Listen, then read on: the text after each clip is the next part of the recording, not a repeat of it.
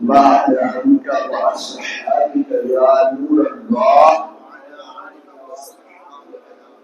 نبيت سنة الاعتقاد.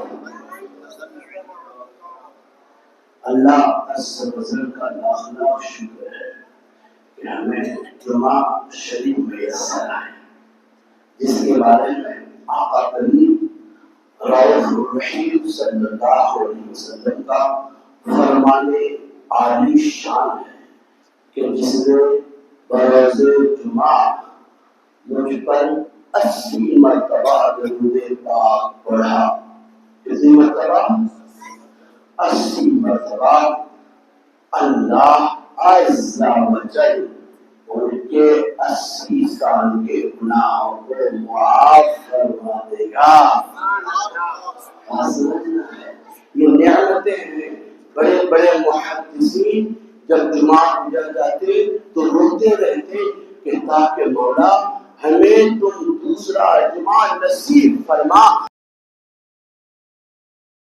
آقا مولا پر کثرت سے درود پاک پڑھا کرو. یہ محدثین کرام کی تمنا ہوا کرتا تھا. ہمارے نماز پڑھنے آئے الحمدللہ سبحان اسے اپنی بارگاہ میں قبول فرمائے. لیکن مستند علماء کی صحبت میں آپ رہا کرو اور یہ دیکھا کرو کہ یہ باقی نماز کس طرح پڑھتے ہیں، اس کے رنگ کیا ہے، ان کے ڈھنگ کیا ہے، نماز کے آداب کیا ہیں، نماز کے طریقے کیا ہیں. اصل طریقہ سمجھا کرو، کیونکہ ہر وہ عمل بارگاہ یزدی میں قابل قبول ہے جو طریقے سے چل رہا ہے. مثال کے طور پر ہم امام حسین رضی اللہ عنہ کا مقدس مہینہ مقدس دن کو مناتے ہیں، لیکن کیا صحابہ کرام کے طریقے سے مناتے ہیں؟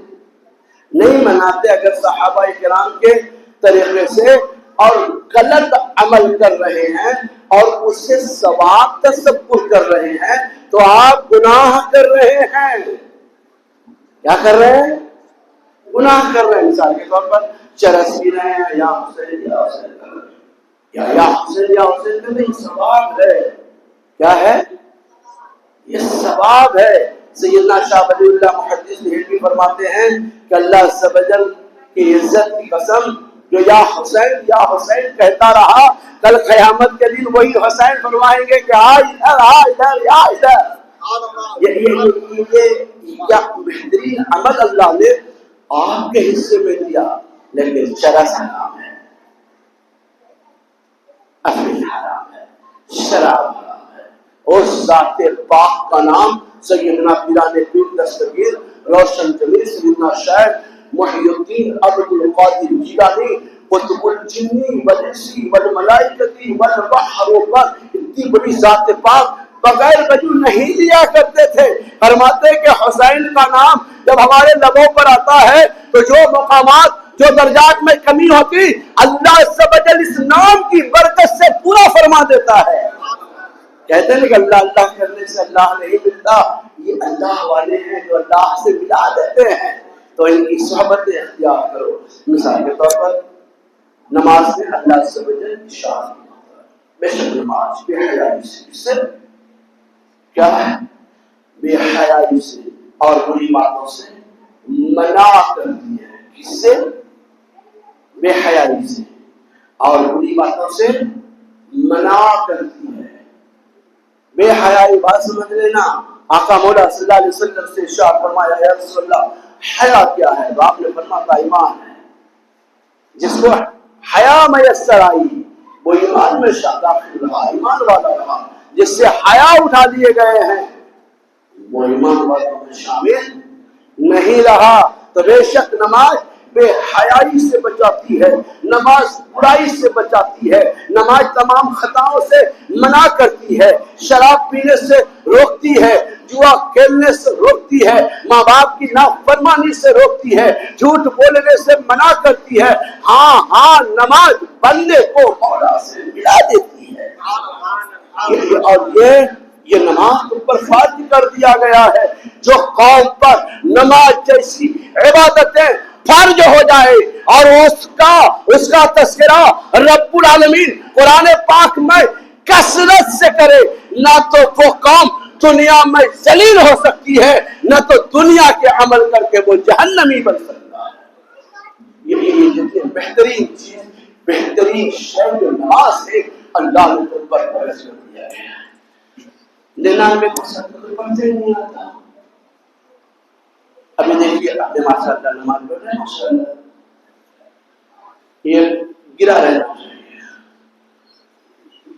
اگر یہاں پر لگا رہنا چاہیے، مستحسن بتایا یہ اپنے بالکل لگی ہونی چاہیے، ہٹیا نہیں دینی چاہیے۔ یہ آپ کو سیکھا کرو، جب آپ آؤ تو سیکھو۔ یہ ہمارے بچے سیکھتے ہی دیکھیں، یہ ماشاء اللہ قاری صاحب یہ نماز پڑھاتے ہیں تو اس کا دیکھیں کہ بٹن لگا، تم بھی لگا لو، اس کا مطلب کہ بٹن لگانا ہی مستحسن ہے، یہی ضروری ہے۔ آپ دیکھا آپ نے کہ ٹخنے سے اوپر یہ پہن رہا ہے پاجامہ، آپ پہنو، کیونکہ یہی صحیح طریقہ ہے۔ کیا ہے یہ؟ علماء کرام ہے کس لیے؟ میں نے بولا نا کہ علماء کرام ہے وہ ذات جو باقی پرہیزگار بھی ہو، عمل بھی کرتے۔ کچھ لوگ کسی مجبوری کی سبب یا جلدی میں سنتیں ادا نہیں کر پاتے ہیں، لیکن جو لوگ سنتوں کے چرچا کرتے، عمل کرتے، انہیں دیکھا کریں۔ کیا کریں؟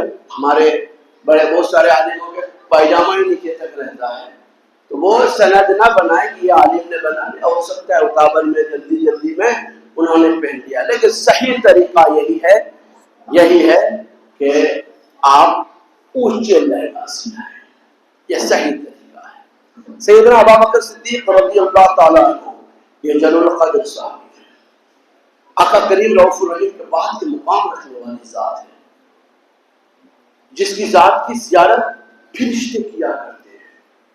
آقا کریم رؤوف الرحیم کی صحبت میں بیٹھے ہیں، یا رسول اللہ صلی اللہ علیہ وسلم ہمیں کیا کرنا چاہیے؟ تو آقا کریم رؤوف الرحیم فرماتے ہیں کہ جو تم نبی کریم رؤوف الرحیم سے کو کرتے دیکھ رہے ہو، تمہیں یہ کرنا چاہیے۔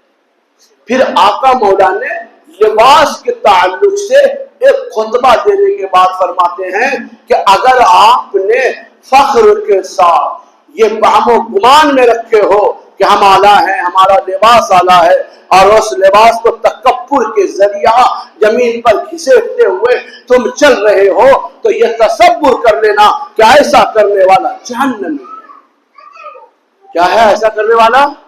سیدنا ابوبکر صدیق جو کہ صادق ہیں، دل سے آقا کریم کی اطاعت کرتے ہیں، رونے لگے، یا رسول اللہ شاید انجانے میں مجھ سے ایسا ہو گیا ہے کہ جس کی آپ مذمت کر رہے ہیں ویسے ہی لباس میں پہنتا ہوں، لیکن یا رسول اللہ میں تکبر سے پاک نہیں ہوں۔ اب یہ کون رو رہے ہیں؟ سیدنا ابوبکر صدیق رضی اللہ تعالیٰ عنہ زارو قطار رو رہے ہیں کہ یا رسول اللہ کیا میں جہنمیوں میں شامل ہو گیا؟ وہ صدیق ہیں جس کے لیے آقا مولا صلی اللہ علیہ وسلم نے فرمایا یہ صدیق آ رہے ہیں، یہ ابو بکر آ رہے ہیں، دیکھو جنتی آ رہے ہیں، جس کو دنیا میں جنتی ہونے کی بشارت دے رہے ہیں، لیکن خشیت الہی یہ ہے کہ بندہ کانپ رہے ہیں، زارو قطار رو رہے ہیں، لب سکھا جا رہا ہے، جہنم کے تصور کر کے آپ جھلس رہے ہیں۔ ہمیں تصور میں جہنم نہیں آ رہا ہے میاں، ہم تو یہ تصور کرتے ہیں کہ اجل سے جنتی ہیں، ہم جنتی ہی ہیں، جنتی ہی میں رہیں گے اور جنت میں ہی چلے جائیں گے۔ ایسا تصور منع ہے، یہ حسن ظن ہے، صحیح ہے، تصور کرے اللہ رب العالمین آپ کے تصورات کے مطابق آپ کی مغفرت فرمائے، لیکن رسول اللہ صلی اللہ علیہ وسلم کی زندگی ہمارے لیے بہترین نمونہ ہے۔ کیا ہے ہمارے لیے؟ آپ کے اچھے حسن ظن ہیں کہ آپ جنتی ہو، الحمدللہ جنتی ہو، اور اہل سنت والجماعت خصوصاً مسلک اعلیٰ حضرت پر چلنے والا بندہ جنتی ہے، وہ سبحان اللہ، ہاں وہ جنتی ہے، لیکن اعلیٰ حضرت کے فرمان کے مطابق چلے۔ بات کی علت دامنگیر ہے، بس چند منٹ میں ایک واقعہ خالی بیان کرتا ہوں۔ یہ اچھی بات ہے، آپ اس نے جلد رکھیں، کیا رکھیں کہ بخشے جائیں گے، الحمدللہ بخشے جائیں گے، لیکن طریقہ پیغمبر صلی اللہ علیہ وسلم آپ کے ساتھ ہونا چاہیے۔ صحابہ کرام کی مقدس زندگی کا آپ کو مطالعہ کرنی چاہیے، جو مستند پیران اعظام علیہم الرحمت و رضوان ہے، ان کی زندگی سے آپ کو وابستگی رکھنی ہی چاہیے۔ وہ پیران اعظام جو دین کے خدمات کا گامزن ہے، ان کی صحبت پکڑنی ہی چاہیے، اور جو اپنی اصلاح کے لیے دنیا میں قدم اٹھاتا ہے تو وہ گناہوں سے ایسا پاک ہو جاتا ہے جیسا کہ پہلے کوئی خطا کیا ہی نہیں ہے۔ یہ علماء کرام فرماتے ہیں کہ جب تمہیں احساس ہو جائے کہ ہم گناہگار ہیں، ہم سیاہکار ہیں، ہم بدکار ہیں، ہم مکار ہیں، ہم گرفتار کے لائق ہو چکے ہیں، تب تم اپنی اصلاح کے لیے توبہ کرو۔ اللہ تبارک و تعالیٰ تمہاری توبہ کو قبول فرمانے والا ہے۔ لہذا بنتی کوشش دین سے جڑو، اور امام حسین رضی اللہ تعالیٰ عنہ سے دین کے لیے محبت کرو۔ ان کی جو قربانیاں ہیں پنجتن پاک کا حسنین تحجبین کی، الحمدللہ اگر ان کا ہمیں صدقہ مل جائے تو ہمارا بیڑا۔ سیدنا عمر بن خطاب رضی اللہ عنہ ہیں، آپ کے بیٹے امام حسین رضی اللہ تعالیٰ عنہ کی بارگاہ میں پہنچے، سارے بچے کھیل رہے ہیں۔ عموماً امام حسین اس طرح نہیں کھیلا کرتے تھے جس طرح آپ بچے کھیلتے ہیں، کیونکہ جب آپ کھیلنا چاہتے تھے تو آواز آتی تھی، حسین میں نے آپ کو اس لیے پیدا نہیں کیا کہ ان بچوں کے ساتھ ایسے کھیلیں، آپ کو تو میں نے خاص مشن کے لیے پیدا کیا۔ آپ دل میں محسوس کرتے تھے، لہذا آپ بچوں سے دور رہا کرتے تھے۔ کچھ بات بنی سیدنا عمر بن خطاب کے نور نظر ہیں، جو خلیفۃ المومنین ہیں، خلیفہ ثانی ہیں، آپ کی ذات، اللہ اکبر، سیدنا عمر کی ذات۔ میرے آقا فرماتے ہیں میرے پاس کوئی نبی ہوتا نا، یہ دیکھو یہ عمر ہوتی، بولو سبحان اللہ۔ میرے پاس یہ بہت بڑی بات کر رہے ہیں میرے آقا مولا صلی اللہ علیہ وسلم کے، میرے پاس کوئی نبی ہوتا، یہ مقام دے رہے کس کو؟ سیدنا عمر کو۔ اب سیدنا امام حسین رضی اللہ تعالیٰ عنہ ہے، امام حسین رضی اللہ تعالیٰ عنہ کے سارے چاہنے والے موجود ہیں بچے، تو بچے بھی امام سے محبت فرماتے ہیں۔ ارے فرشتے اس گھر کی دروانی کریں تو پھر میرا حسین کیسا حسین ہوگا؟ سنبھل کر رکھ قدم اپنا، تیرے مشکل کشا یہ ہے، فرشتے اس در کے درواں ہیں، در راہ خدا ہے، یہ وہ راہ ہے۔ سیدنا عمر بن خطاب رضی اللہ تعالیٰ عنہ کے بیٹے کچھ بول پڑے، آپ کا بولنا تھا سیدنا امام حسین کو ناگوار بولا، رہنے دو، تیرا باپ میرے نانا کا غلام ہے اور تم بڑے تیور میں بات کر رہے ہو، تم میرے غلام ہو۔ عموماً بچوں کے بیچ میں کسی ایک کے طرح مخاطب ہو کر یہ بات جب کہہ دے تو بچے کو ناگوار گزرتا ہے، وہ تلملا اٹھا، بولا یہ بات ہے تو میں اپنے باپ کو بلا لاتا ہوں۔ عموماً بولتے ہیں نا میں اپنے باپ کو بلا کے لاتا ہوں، وہ بھی دوڑے ہوئے گئے، فرماتے ابا حضور غضب ہو گیا، بھائی محفل میں ہماری بھی کوئی عزت ہے، ہمارا بھی کوئی وقار ہے، آپ بھی امیر المومنین ہیں، آپ کو بھی رسول اللہ صلی اللہ علیہ وسلم نے عزت و توقیر سے نوازا ہے، لیکن امام حسین کے تیور نے آج مجھے ذلیل کر دیا۔ کیا کر دیا؟ تو بولا وہ کہہ دیا بھری محفل میں کہ تیرا باپ میرے نانا کا غلام اور تو میرا غلام ہے۔ بولے سچ بول رہا ہے تو؟ بولے جی۔ آپ نے ہاتھ پکڑا بارگاہ حسین، بڑے مؤدبانہ انداز میں ادب اس طرح حضرت عمر کیا کرتے تھے کہ منبر پر بیٹھے ہیں، خطبہ دے رہے ہیں، پوری دنیا کی نظریں آپ پر ٹکی ہوئی ہے، جتنے نمازی ہیں وہ سب کے سب باشعور ہیں، کیونکہ رسول اللہ صلی اللہ علیہ وسلم کو دیکھا ہے ایمان کی حالت میں، صحبت نبی پائے ہیں، ایک ایک صحابی محدث ہے، ایک ایک صحابی مفسر ہے، ایک ایک صحابی ہم اور آپ کے لیے بہترین نمونہ ہے۔ وہ مقدس ذات کی نظریں سیدنا عمر پر ٹکی ہوئی ہے، اور سیدنا عمر ہو بہو نبی کریم رؤوف الرحیم کی طرح خطبہ دے رہے ہیں۔ اتنے میں سیدنا امام حسین آتے کہتے اتر جاؤ، یہ میرے نانا کا منبر ہے۔ کوئی ہوتے تو کہتے صاحب جاتے بیٹھ جاؤ، ابھی خطاب ہو رہا ہے، اس عالم میں نہیں اٹھاتے، ہم آپس میں بات کر لیں گے۔ سیدنا عمر اتر گئے، اللہ جی حضور آپ کے نانا کا منبر ہے۔ حضرت علی فرماتے ہیں حسین جی کیا کر رہے ہو؟ بولے میں تو صحیح تو بول رہا ہوں۔ سیدنا عمر ادب سے بارگاہ میں کھڑے ہیں، فرماتے حضور خطبہ کا وقت ہے، اجازت فرمائیں تو میں پورا کر دوں۔ فرماتے اچھا کرنا.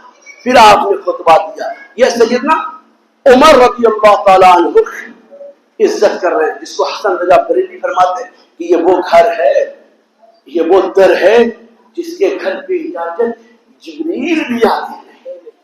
بات سمجھنا، یہ وہ دربار ہے، یہ وہ گھر بار ہے. تو سیدنا عمر ابن خطاب نے اپنے بیٹے کا ہاتھ پکڑا سیدنا امام حسین کی بارگاہ میں. حضور میرا بیٹا دعویٰ کر رہا ہے کہ آپ نے کہا ہے کہ میں آپ کے نانا کا غلام، یہ میرا بیٹا آپ کا غلام، کیا آپ نے حق فرمایا؟ آپ نے ایسا ہی کہا؟ بولے اس میں کوئی شک، بولے نہ شک نہیں ہے، لیکن اگر آپ کی زبان فیض ترجمان سے یہ جملہ نکلا ہے تو سبحان اللہ ہے. تو فرماتے ہاں میں نے ایسے ہی بولا جیسا انہوں نے آپ کو بتایا ہے. تو فرماتے حضور یہ آپ ہمیں تحریر کر دیں گے، آپ یہی جملہ لکھ دیں گے؟ یہ عمر کا عقیدہ بتا رہا ہوں. ہم اور آپ کے عقیدے کے بالا تر ہے سیدنا عمر کا عقیدہ. بولو سبحان اللہ. ہم میں تو کہیں نہ کہیں خطائیں ہیں. عقیدہ صحیح ہے، اہل سنت والجماعت ہیں، ساری کائنات کے عقیدے ہمارے اعلیٰ حضرت کے دیے ہوئے عقیدے پر قربان ہے. بولو سبحان اللہ. جو عقیدہ ہمارے بزرگوں نے ہمیں عطا کیا ہے، پیران اعظام نے عطا کیا ہے، سیدنا خواجہ غریب نواز نے عطا کیے ہیں، ان کے عقیدے، ان کے طریقے، ان کے عمل ہمارے لیے مشعل راہ ہے. سیدنا عمر ابن خطاب نے کہا آپ تحریر فرما دیں گے؟ آپ نے فرمایا میں بولا ہوں تو لکھ بھی دوں گا. سیدنا عمر ابن خطاب کو وہ تحریر لکھ کے دے رہے ہیں. کون دے رہے ہیں؟ سیدنا امام حسین رضی اللہ تعالیٰ عنہ.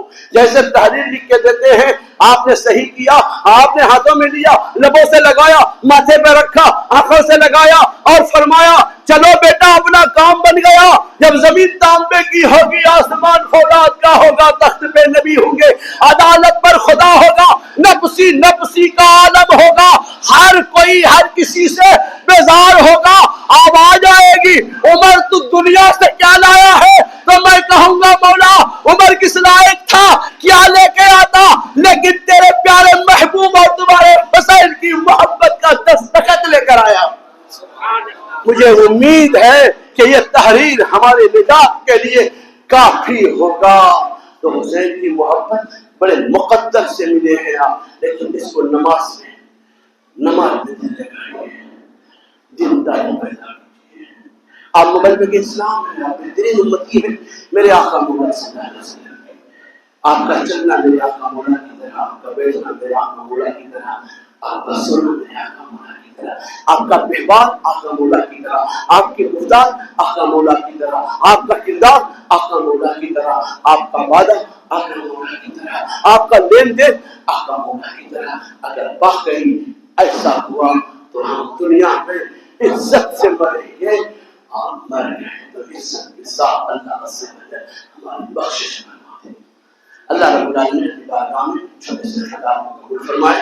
لہذا جب بھی آپ نماز پڑھیں تو اپنے بیٹا آستے کو گرا ہمیشہ اس طرح موڑ کے نماز پڑھنا پورے تحریمی میں شامل کیا ہے. علماء نے ایسے نہیں کیا ہے. یہ لگانا نہیں چاہیے، کرنا نہیں چاہیے. نماز اس طرح پڑھ جیسے کہ نماز پڑھنے کا حق ہے. اگر واقعی آپ نے اچھے طریقے سے نماز پڑھے تو کہتے کہ ایک سجدہ جسے تو کیا سمجھتا ہے دیتا ہے حسن سجدے سے آدمی کو نجات. استغفر اللہ ربی من کل ذنب و اتوب الیہ.